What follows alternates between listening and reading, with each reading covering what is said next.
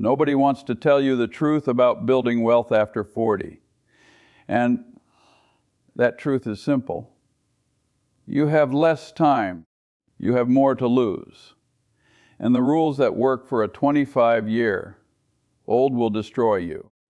The financial industry sells you the same advice at every age, telling you to take risks, chase returns, and find the next big thing. What they never mention is that a 45-year old who loses 50% of their portfolio is not in the same position as a 25-year old who loses 50%.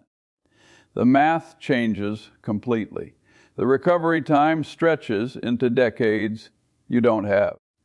And the psychological damage hits differently when you can see retirement from where you're standing.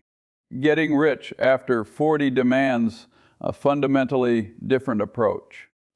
Not because you're less capable, and not because the opportunities have dried up, but because the arithmetic of time changes everything about how you should play this game. The single most important shift you need to make is this. Stop trying to be brilliant and start trying to avoid being stupid. That sounds like the same thing, but it's not. And understanding the difference might be the most valuable financial insight you ever receive. Basic math is where most people's financial plans fall apart. So that's where we need to start. Losing 40% of your money at 25 gives you 40 years to recover. 40 years of compounding, 40 years of earning income, and 40 years of opportunities coming your way. Losing 40% at 50 leaves you with maybe 15 working years remaining. And here's what most people fail to calculate. Getting back to even after a 40% loss doesn't require a 40% gain. You need a 6-7% gain just to return to where you started. Lose 50% and the math gets brutal. You need a 100% gain to recover. This isn't opinion or speculation or pessimism. This is arithmetic. And arithmetic doesn't care about your feelings, your intentions, or your optimism. The first rule of compounding comes down to one simple idea. Never interrupt it unnecessarily. That sounds obvious until you watch what people actually do with their money. They interrupt their compounding constantly by panic selling at the bottom, chasing hot stocks at the top, pulling money out to buy things they don't need, and using borrowed money to speed things up only to get wiped out when the market turns against them. Every interruption costs you years and sometimes decades. And after 40, you don't have decades to waste on self-inflicted wounds. Most people understand the power of compound interest because they've seen the chart showing how a dollar grows over time. What they don't understand is how easily that compounding gets interrupted. How one bad year, or one stupid decision, or one moment of panic can set you back a decade or more. The big money is not in the buying and selling. The big money is in the waiting. Waiting is precisely what most people cannot do. Here's a mental tool that will serve you better than any stock tip, any investment strategy, or any financial advisor you'll ever meet. An old German mathematician named Jacob solved difficult problems by working backward. And his constant refrain was to invert. Always invert. Instead of asking how to get rich, ask how to guarantee that you stay poor. Instead of asking what you should do, ask what you should absolutely avoid. This is not pessimism. This is clarity. Success turns out to be less about doing brilliant things and more about avoiding catastrophic things. The people who build lasting wealth aren't necessarily smarter than everyone else. They've simply made fewer devastating mistakes along the way. All I want to know is where I'm going to die, so I'll never go there. That sounds like a joke, but it's not. It's the most practical financial advice you'll ever receive. So let's invert the question and figure out exactly how to guarantee financial failure after 40. Once we know that, we'll know precisely what to avoid. Destroying your finances after 40 follows a remarkably simple recipe. The first ingredient is borrowed money for investing. Use margin. Take out a home equity loan to buy stocks. Finance everything you can. Smart men go broke 3 ways: liquor, ladies, and borrowed money. Honestly, the first 2 are just there because they start with the same letter. The real killer is the debt. No such thing as a 100% sure thing exists when investing, and a string of wonderful numbers multiplied by 0 always equals 0. Borrowed money is how brilliant people destroy themselves. Long-term capital management had Nobel Prize winners running it, the smartest financial minds on the planet, and they use borrowed money to amplify their bets. They nearly collapsed the entire financial system. History shows us that the debt used for speculation all too often produces zeros, even when it's employed by very smart people. You might think you're being conservative. Just a little margin, just a small loan. But here's the thing. A slight chance of catastrophe always exists when you own securities pledged to others. Always. And after 40, you cannot afford catastrophe because you don't have time to recover from 0. The second ingredient is spending more than you earn. This seems obvious, but watch what people actually do with their paychecks. Once debt takes hold, chances are you'll never escape it. That's not an exaggeration, but a statistical reality. Consumer debt compounds against you just as surely as investments compound for you. And the difference is that debt compounds every single month without fail. While your investments might have bad years, down years, flat years, the person who spends a little less than they earn lives a fundamentally different life than the person who spends a little more. The gap seems small at first, maybe a few hundred a month, but over 20 years, one person has freedom and the other has chains. The third ingredient surprises people: being unreliable. What does reliability have to do with building wealth after 40? Everything. Unreliable people crater immediately regardless of their other virtues. The opportunities that build wealth flow through trust. Things like business partnerships, investments, promotions, and referrals. Trust gets built through reliability, through showing up when you said you would, delivering what you promised, being the same person on Monday that you were on Friday. Unreliable people burn through relationships and lose opportunities, spending their energy rebuilding what they already had instead of building something new. After 40, you don't have time to keep starting over. Every relationship you burn, every bridge you destroy, every promise you break costs you years of compound trust that you can't get back. The fourth ingredient is refusing to learn anything new. This is the silent killer after 40. You stop reading, stop studying, and assume that whatever got you here will get you there. You coast on what you already know. Here's the reality. You are not going to do very well in life based on what you already know. The world changes, industries transform, and skills become obsolete. The knowledge that made you successful at 30 might be worthless at 50. Without lifetime learning, you fall behind slowly at first. And then suddenly you wake up one day and realize that younger people with half your experience are getting the opportunities you wanted. Not because they're smarter, but because they never stopped learning. The fifth ingredient is letting your emotions drive your decisions.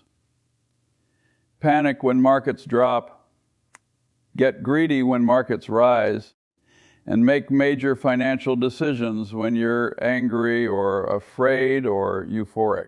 Plenty of people with high IQs turn out to be terrible investors because they've got terrible temperaments. You need to keep raw, irrational emotion under control. And you need patience and discipline and an ability to take losses and adversity without going crazy. Intelligence without emotional control is worthless, and actually worse than worthless, because it's dangerous. Smart people who can't control their emotions find sophisticated ways to destroy themselves. That's the complete recipe for guaranteed financial failure. Borrowed money, overspending, unreliability, refusing to learn, and emotional decision-making. Now you know exactly what to avoid. Knowing isn't enough, though. Something is working against you that's far more powerful than bad strategy. And that something is your own psychology. 3 psychological traps destroy more wealth after 40 than any market crash. The first trap is comfort. You've built something over the years, a career, a lifestyle, a routine, and there's a part of your brain that wants desperately to protect it. Psychologists call this loss aversion. Losses hurt more than equivalent gains help, and losing 100 feels worse than finding 100 feels good. After 40, you have more to lose, which means your brain is screaming at you constantly to not risk it. Don't change anything. Protect what you have. The problem is that protection often looks like stagnation. You stay in a job that's going nowhere because it's safe. Keep money in a savings account earning nothing because you can't stomach volatility and avoid opportunities because they might not work out. Comfort becomes a cage, and you build the bars yourself. The second trap is fear, not fear of losing money. Fear that it's too late. You look at where you are financially. You look at where you wanted to be, and the gap seems insurmountable. And that's when you freeze. You tell yourself there's no point in starting now. Convince yourself that the opportunities are all gone, that you missed your window, that the best you can do is maintain what you have. This is denial dressed up as realism. When the truth is unpleasant enough, people's minds play tricks on them, and they think it isn't really happening. The fear that it's too late becomes a self-fulfilling prophecy. You stop trying because you think it's hopeless. And because you stop trying, it becomes hopeless. The third trap is self-pity. This one is the most dangerous because self-pity feels justified. You've had setbacks, bad luck, unfair circumstances. Maybe a divorce wiped out your savings, or a job loss came at the wrong time, or a health crisis drained your accounts, or a market crash hit right when you were about to retire, life will have terrible blows, horrible blows, unfair blows. None of that matters. Self-pity gets pretty close to paranoia, and paranoia is one of the very hardest things to reverse. Once you start believing that the world is against you, that you've been uniquely victimized, that your circumstances are worse than everyone else's, you stop looking for solutions. You stop taking responsibility. You become a passenger in your own life. You can train yourself out of self-pity. And when you do, you get a great advantage over everybody else because most people cannot escape it. Every mischance in life is an opportunity to behave well.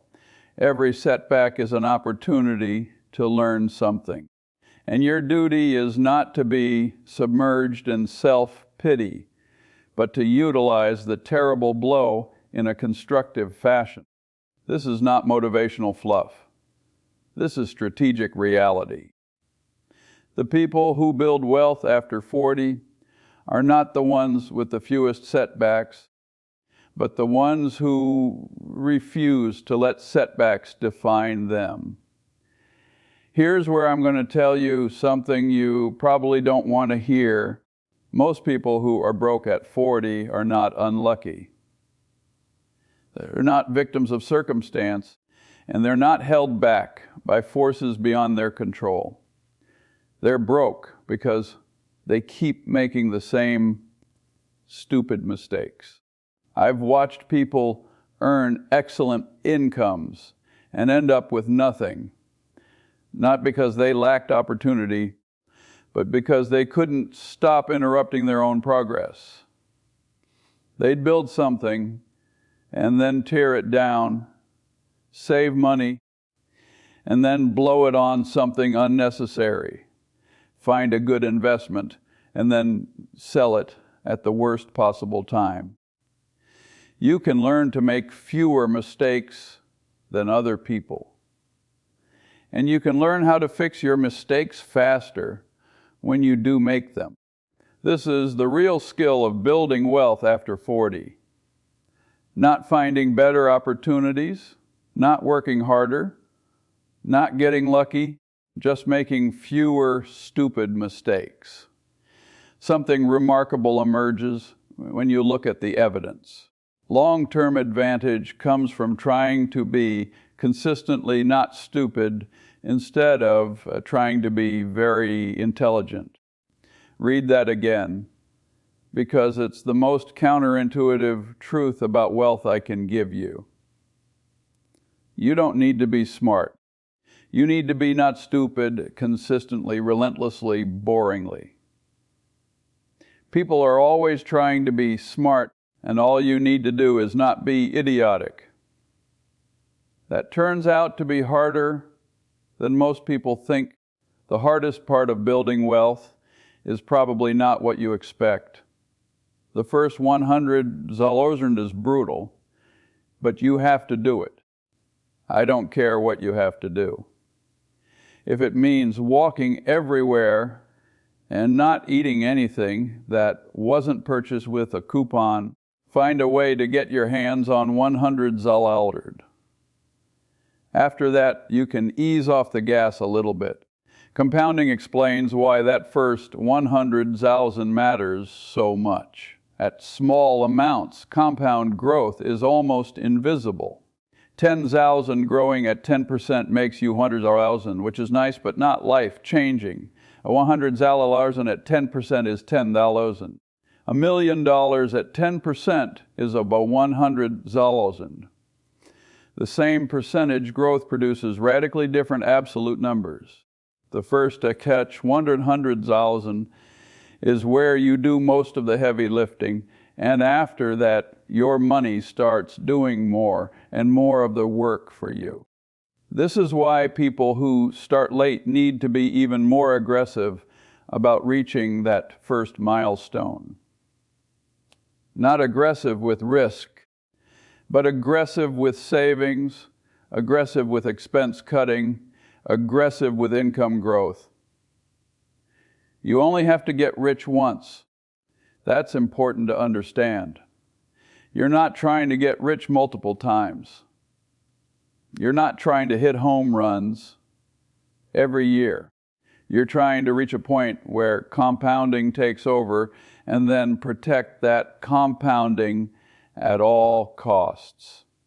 The person who saves aggressively to reach a $100 and then invests it sensibly and never interrupts the compounding will end up wealthier than the person who chases high returns and blows up twice. What actually separates people who build wealth after 40 from those who don't? Intelligence isn't the answer, because plenty of intelligent, broke people exist. Opportunity isn't the answer, because opportunities exist everywhere all the time. It comes down to 4 things: preparation, discipline, patience, and decisiveness. Each one is useless without the others, but together they create something powerful. Preparation means learning before you need the knowledge. Reading when you don't have to, studying industries you might invest in someday, understanding tax law and estate planning and business structures. Most people only learn when they're forced to, and by then it's expensive education. Discipline means doing what needs to be done, whether you feel like it or not. Saving when you want to spend, walking away from bad deals when you want to close, staying calm when everyone around you is panicking. Patience means waiting for the right opportunity, waiting for compounding to work, waiting when every instinct tells you to do something. It takes character to sit with all that cash and do nothing. Most people can't do it because they feel like they're wasting time. They feel like they're falling behind, and they feel like they need to be active to be successful.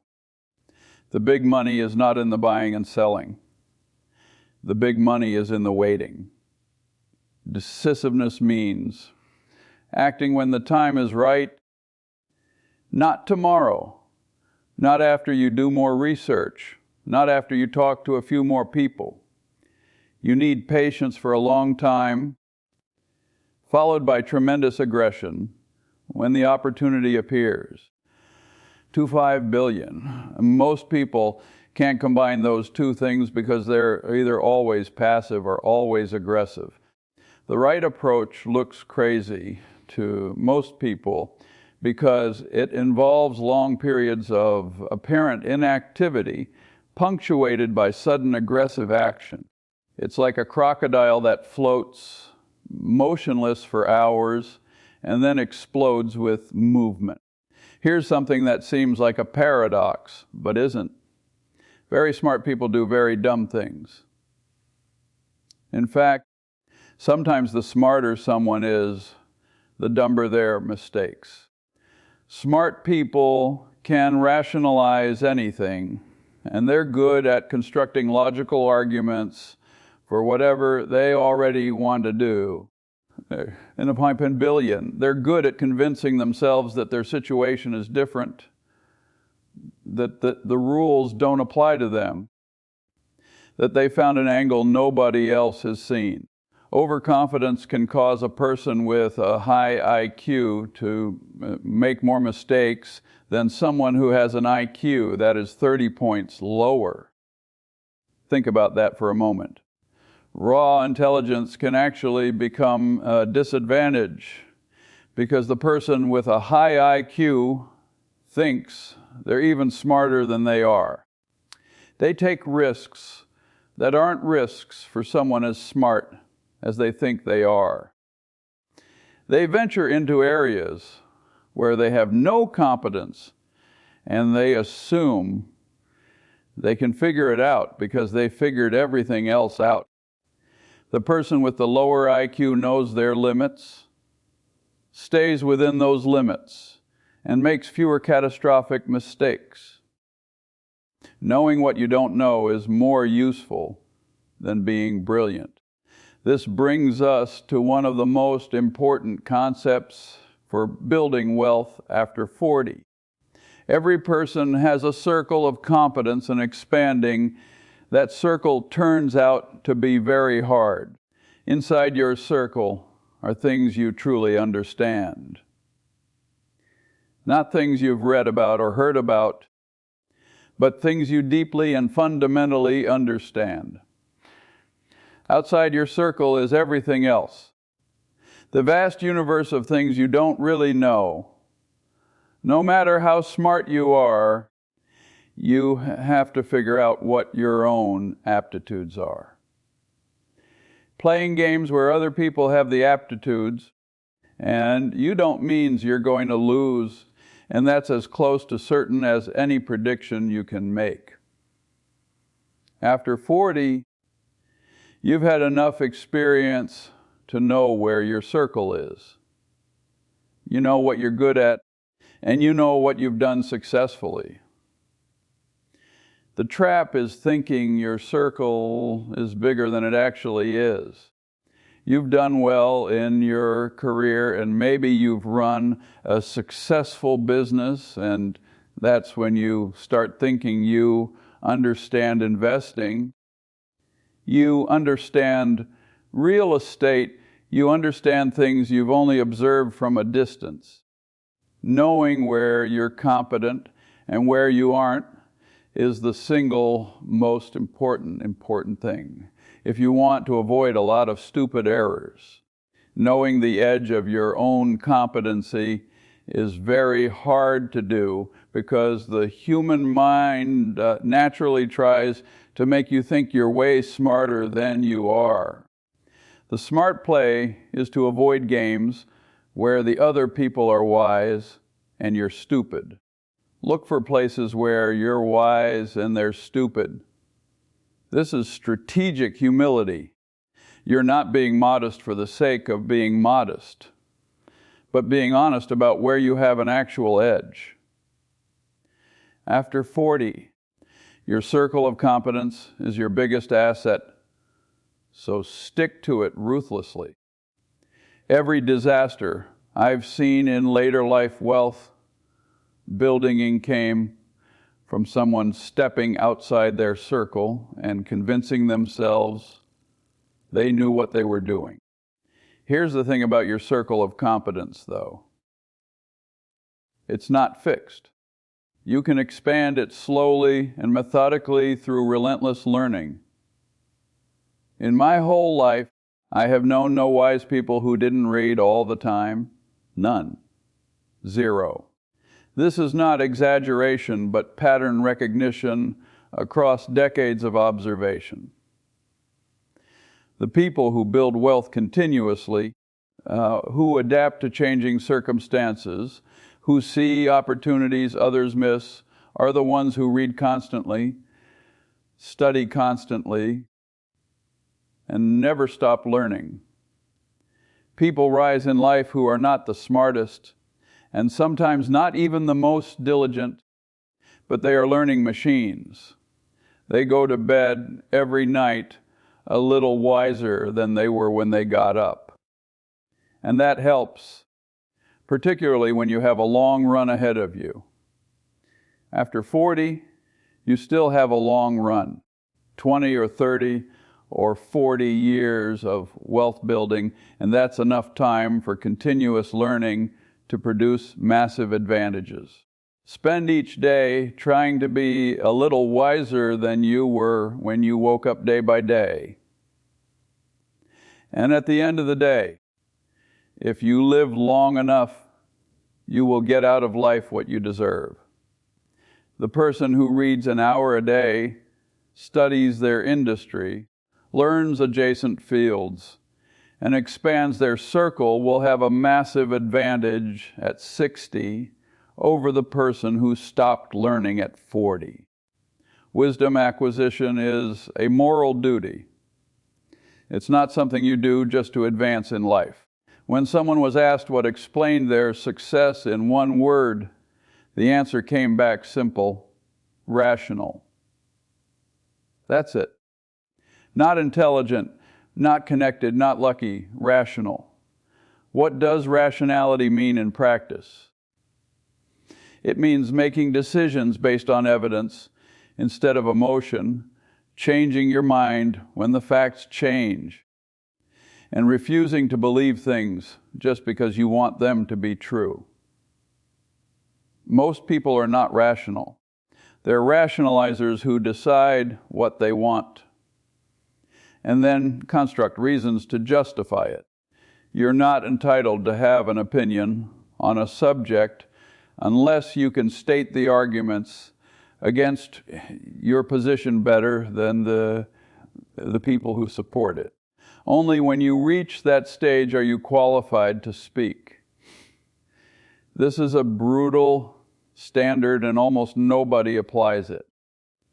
People have opinions about everything: politics and investments and business strategies and career decisions, and they've never seriously considered the other side.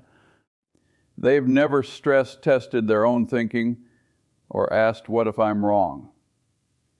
The rational person asks, "What if I'm wrong?" constantly. They're not paralyzed by doubt, but protected by it, making fewer catastrophic errors because they've already imagined the catastrophe. Temperament is more important than brains. You need patience and discipline and the ability to take losses without going crazy. High IQ without emotional control is worthless, and actually worse than worthless, because it's dangerous.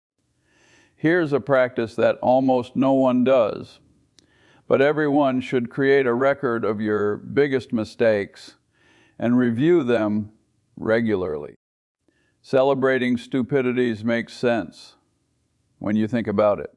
People who admit they were that they were complete horses, asses, perform better because they rub their nose in their mistakes. This is a wonderful trick to learn. Some of the best investors keep what they call a temple of shame, a record of every terrible decision, every stupid investment. Every time they let emotion override reason. And they don't just keep it, they review it regularly and study their own failure patterns. Most people do the opposite by forgetting their mistakes as quickly as possible, rationalizing them away and blaming external circumstances. And then they keep making the same mistakes. Reviewing your past stupidities makes you less likely to repeat them. After 40, you have a long track record. Decades of decisions, some brilliant, most mediocre, a few catastrophic. What were your catastrophic decisions? Write them down and study them. What pattern emerges? Were you overconfident, emotional, outside your circle of competence, influenced by someone else's enthusiasm? Everyone has patterns, and patterns repeat until you see them clearly. If I had to name one factor that dominates human bad decisions, it would be denial. When the truth is unpleasant enough, people's minds play tricks on them, and they think it isn't really happening. This is the central mechanism of financial self-destruction after 40. You know your job is unstable, but you convince yourself it'll be fine. You know you're not saving enough, but you convince yourself you'll start next year. You know your business model is obsolete, but you convince yourself the market will come back. You know your portfolio is too risky for your age, but you convince yourself you can handle it. Denial is comfortable and reality is not. People choose denial unconsciously, automatically, and reflexively. The brain protects itself from unpleasant truths by simply refusing to acknowledge them. The rational person fights this constantly by forcing themselves to confront unpleasant realities, asking, "What am I denying right now?" and seeking out information that contradicts their beliefs. It's uncomfortable, and it's supposed to be uncomfortable. That's how you know you're doing it right. The actual system for building wealth after 40 is simpler than you think and harder than you imagine. I basically believe in the soldier-on system. Lots of hardship will come, and you have to handle it well by soldiering through. A few rare opportunities will come, and you have to learn how to recognize them when they come and not make too minor a trip to the pie counter when the opportunity is available. That's the whole system. Soldier through the hardship, recognize the rare opportunities, and act decisively when they appear. Most people fail at all three. They crumble under hardship, miss opportunities because they're not paying attention. And when opportunities appear, they nibble instead of acting with conviction. Waiting is what helps you as an investor, and a lot of people just can't stand to wait. The long periods between opportunities are the hardest part because you're doing nothing visible. You're reading, thinking, watching, saving, waiting. It feels like failure, and it feels like you're falling behind. Everyone else seems to be doing things, making moves, generating returns. Good investing requires a weird combination of patience and aggression, and not many people have it. You need the patience to really wait. Not fake wait where you're constantly looking for action, but real wait where you genuinely accept that most of the time the best move is no move.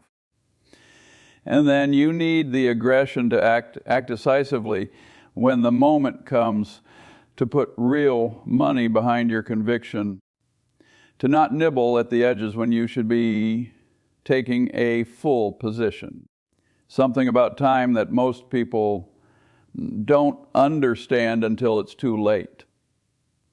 The future still holds opportunities. It always has, and it always will. The last recession or the last big opportunity that the world is ever going to get has not passed. There will be opportunities in the future. 40 years old today means you might have 40 or 50 years left. And that's not a short time, but almost another entire adult life. 50 years old means you might have 30 or 40 years remaining, still decades. 60 years old means you might have 20 or 30 years ahead of you, and people have built fortunes in less time. The question is not whether opportunities will come, because they will. The question is whether you'll be ready for them. Ready means having capital available, having eliminated debt, having expanded your competence, and having built your capacity for rational decision making. You build readiness during the long, quiet periods so that when opportunity arrives, you can act. Here's the hardest truth of all. If you're struggling financially after 40, the problem is probably not external. It's not the economy. It's not your industry. It's not bad luck. And it's not your circumstances. It's you specifically. It's patterns of thinking and behavior that you've repeated so many times they've become invisible to you. Maybe you consistently overestimate your knowledge, consistently underestimate risk, consistently make emotional decisions, consistently spend too much, or consistently avoid uncomfortable truths. Whatever it is, it's consistent. It's a pattern. And until you see it clearly, you'll keep repeating it. Self-pity is a standard condition. Yet, you can train yourself out of it. The same is true for every other destructive pattern. Things like overconfidence, impatience, denial, and emotional reactivity. These are not permanent character traits, but habits. Habits can be changed, but they can only be changed once you see them. And most people never see them because they're too busy protecting their self-image. A simple calculation to leave you with: saving $2,000 in a month for 20 years at a 7% return gives you over $1 million at 65. 50 years old, saving the same amount for 15 years at the same return gives you around $630,000 at 65. 55 years old, saving the same amount for 10 years gives you around $340,000 at 65. The earlier you start, the better, obviously. Here's the point most people miss. Even starting late still works. $600,000 is not $1 million, but $600 all in is not zero. $340,000 is not zero. And these calculations assume no increase in savings rate, no windfalls, no side income, no inheritance. Just steady, boring, consistent saving and investing. The person who says it's too late and does nothing ends up with nothing. The person who says it's late, but I'll start anyway, ends up with something. That something might be the difference between dignity and desperation in your final decades. You have a choice to make.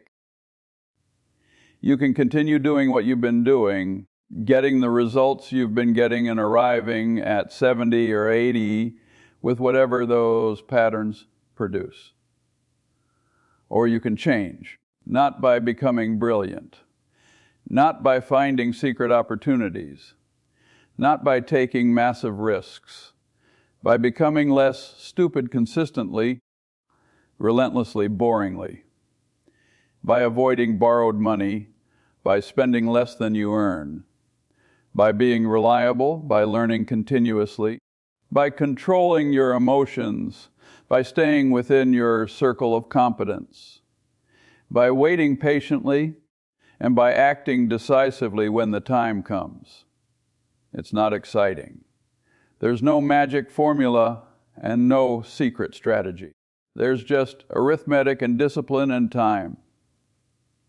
You have less time than you used to. And that's true. You have more time than you think. And that's also true. The question is what you'll do with it. Go to bed tonight a little wiser than you were this morning. Do the same thing tomorrow, and the day after that, and the day after that. Step by step, you get ahead, but not necessarily in fast spurts. You build discipline by preparing for fast spurts. Slug it out 1 inch at a time, day by day. And at the end of the day, if you live long enough, you will get what you deserve. That's the truth about building wealth after 40. It's not about being smart. It's about not being stupid. Consistently, relentlessly, until the compounding does its